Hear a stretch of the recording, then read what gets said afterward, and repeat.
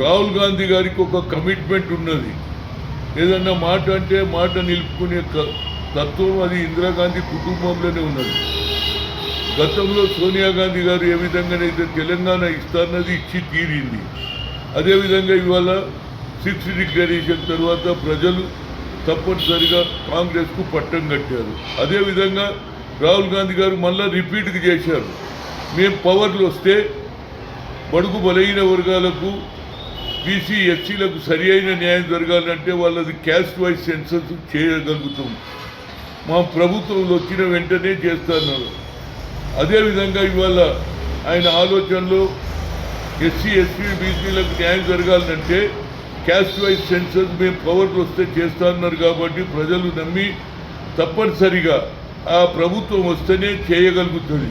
అదే నరేంద్ర మోడీకి 3 సార్లు ఓబీసీ ఎంపీస్ కన్వీనర్గా కలిసిన క్యాస్ట్ వైజ్ సెన్సస్ అడిగాం.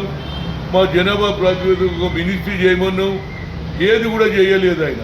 కనుక తప్పనిసరిగా రాహుల్ గాంధీ గారు ప్రధానమంత్రి అయిన రోజు ఈ భారతదేశంలో క్యాస్ట్ వైజ్ సెన్సస్ జరుగుతుంది.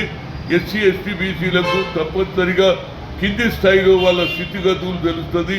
కనుక వచ్చే పార్లమెంట్ ఎన్నికల్లో రాహుల్ గాంధీని కాంగ్రెస్ పార్టీని గెలిపించగలిగితే, ఇండియా కూటమిని గెలిపించగలిగితే తప్పనిసరిగా బీసీ ఎస్సీ ఎస్టీలకు క్యాస్ట్ వైజ్ సెన్సస్ జరుగుతూనే మనకు ప్రమోషన్ కానీ మన జీవితంలో మార్పు వస్తుంది. కాబట్టి ప్రతి ఒక్కరు కూడా నమ్మి రాహుల్ గాంధీ గారి నాయకత్వాన్ని బలపరచాలి, ఇండియా కూటమిని బలపరచాలని కోరుతున్నా. తప్పనిసరిగా ఆయన వస్తేనే పేద ప్రజలకు న్యాయం జరుగుతుంది అనేది యాజ్ ఎ ఓబీసీ ఎంపీ మాజీ కన్వీనర్గా నేను ప్రజలకు రిక్వెస్ట్ చేస్తున్నా. తప్పనిసరిగా వచ్చే పార్లమెంట్ ఎన్నికల్లో ఇండియా కూటమిని రాహుల్ గాంధీని ప్రధానమంత్రి చేయాలని కోరుతున్నా.